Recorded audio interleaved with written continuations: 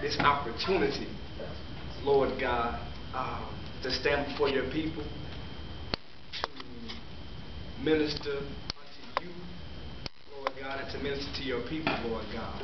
I ask for the anointing that makes teaching easy, Lord God.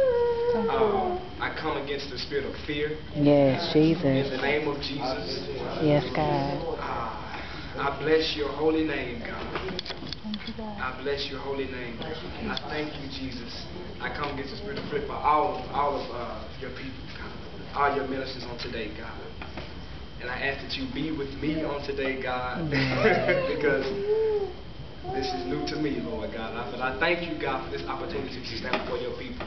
In Jesus' name. And I ask, God, for the anointing of the ears, Lord God, for the receiving of your word, Lord God. Yes, Jesus. In Jesus' name I pray, Lord God. And I thank you. Amen. Amen. Just to start off, how many of you all enjoy waking up in the morning to an alarm? Enjoy it. Enjoy it.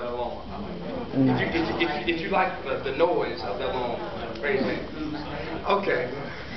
If you enjoy a beeping smoke detector, raise your hand.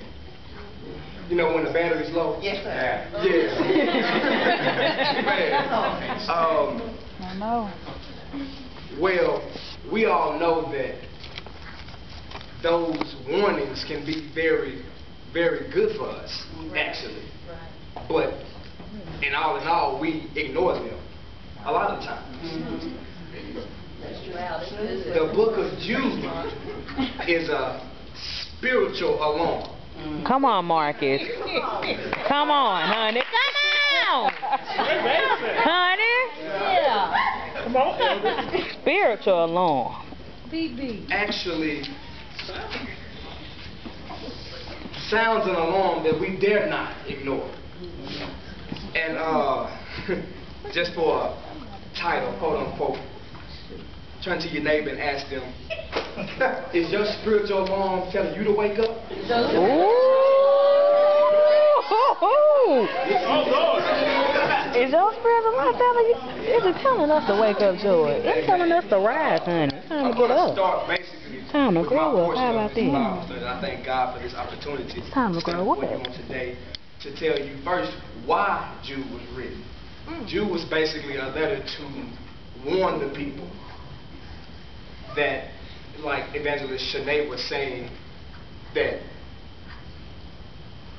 it's some people coming into your church. It's some slippery teachers. There's some false doctrines going on. There's some slippery things trying to make its way into the portal of your edifice. So you need to watch out. So you want to make sure that you hear and keep your ears open to all spiritual alarms. A spiritual alarm, like I said, is not one that you would like or would want to ignore. Amen? Amen. I'm going to start with, in Jude, I'm going to start reading at the 8th verse, and then I'm going to just kind of, I guess you can say dissect if you would like. Verse 8, in the very same way, these dreamers pollute their own bodies, reject authority, and slander celestial beings. Let's stop right there. Celestial beings. I had to go to dictionary.com to see what celestial means. A celestial being is one who inhabits heaven. These dreamers pollute their own bodies, reject authority, and slander come against inhabitants of heaven. Let's continue. But even the archangel Michael, when he was disputing with the devil about the body of Moses, did not dare to bring a slanderous accusation against him, but said, the Lord rebuke you. Yet these men speak abusively against whatever they do not understand, and what things they do understand by instinct, like unreasoning animals. These are the very things that destroy them. We should be more like the archangel Michael. Instead of putting our mouth on people, we should say, you know what? The Lord rebuke you. Yeah. That's right. You know, God has given us power, but at the same time, He is the Most High King. He has all the power in His hands. So you can say, yeah, the Lord will you die. Yeah. and just keep it moving. That's good. And this is where my spiritual alarm started to in my ear, right here in verse 11. It says, "Woe to them," and it has an exclamation point. I like how Evangelist Shanae pointed that out on last Wednesday. It said, "Woe to them," and I had to go back to dictionary.com because I wanted to not only digest the word, I wanted to understand. I wanted to know what every word meant. I couldn't just go on and say, "Woe to them." Yeah, amen. I don't know what woe meant. So the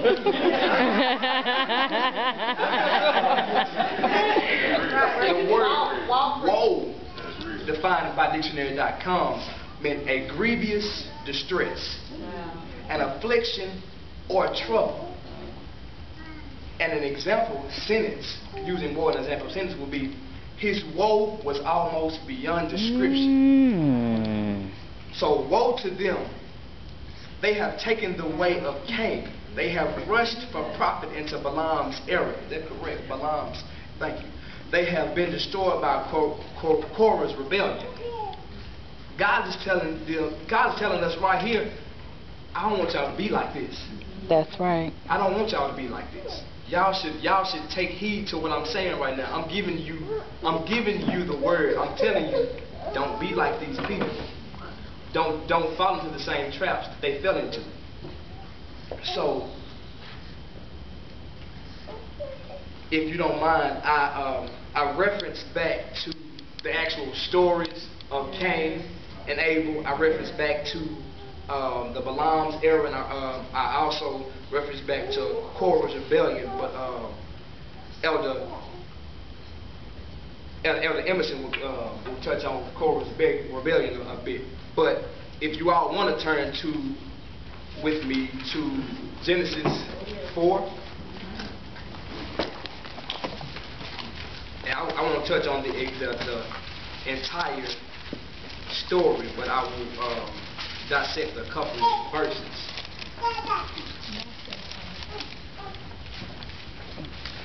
I'm going to focus on actually verse 6 and 7.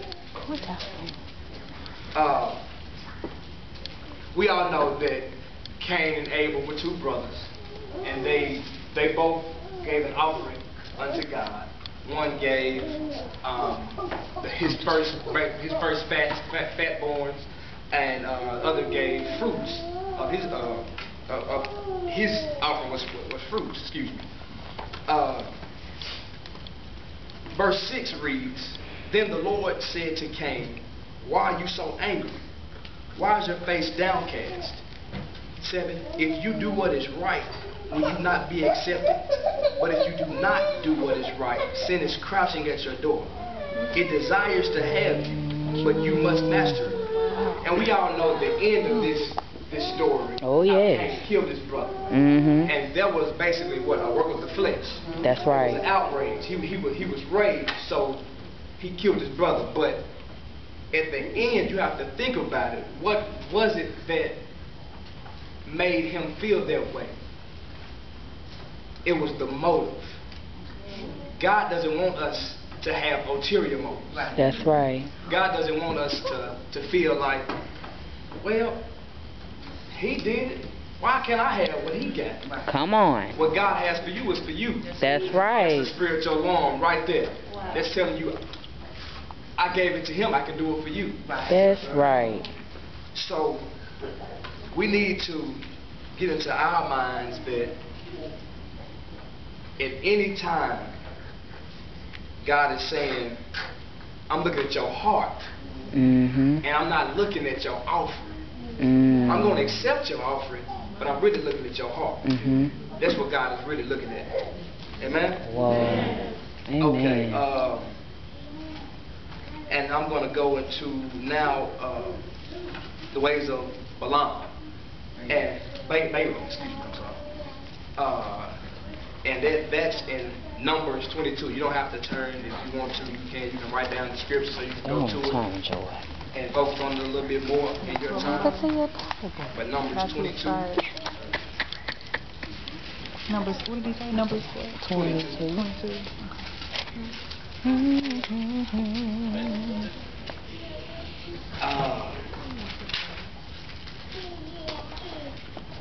Okay, and just a brief synopsis of the story of Balaam.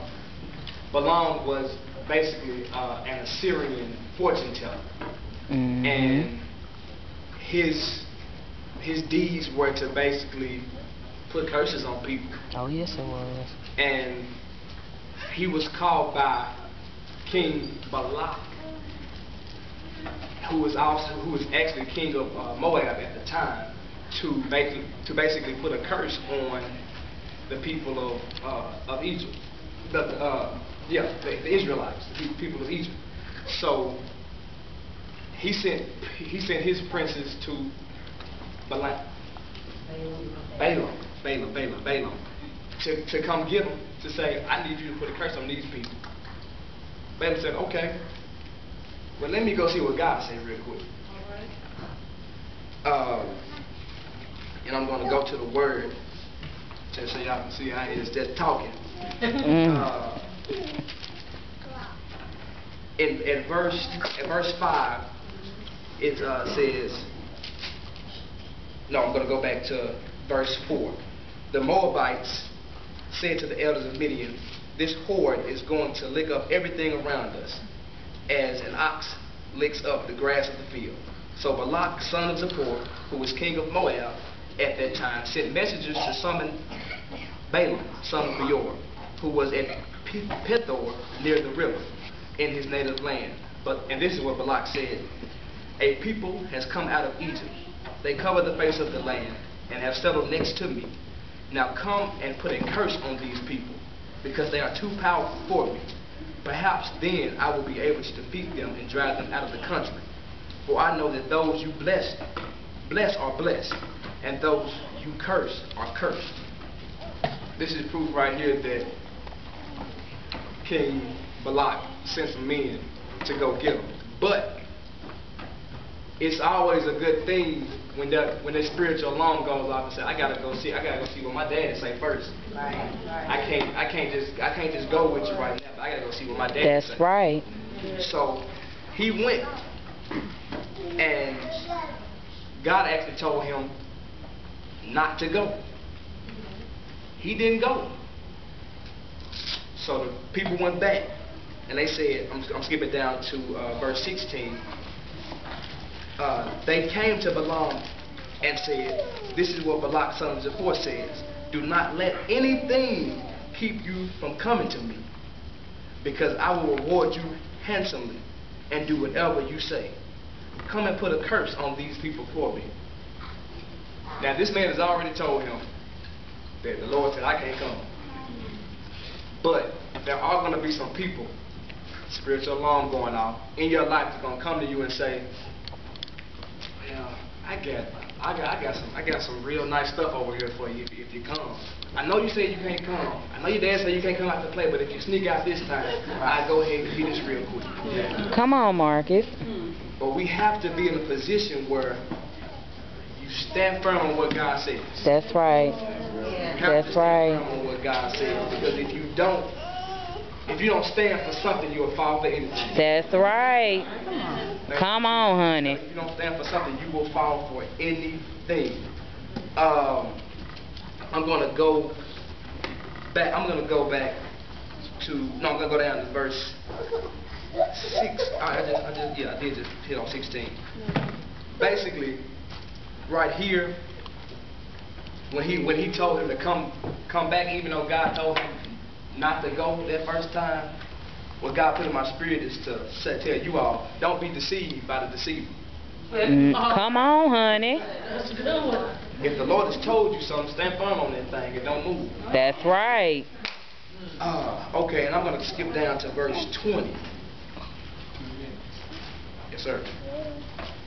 That night, God came to Balaam Balaam and said, since these men have come to summon you, go with them, but do only what I tell you. When you know without a shadow of a doubt that you have heard the voice of God call out to you and tell you something, just take heed to it. Don't second guess God. Don't second guess God. That's right there. That should be in your face. Right there. I'm gonna move.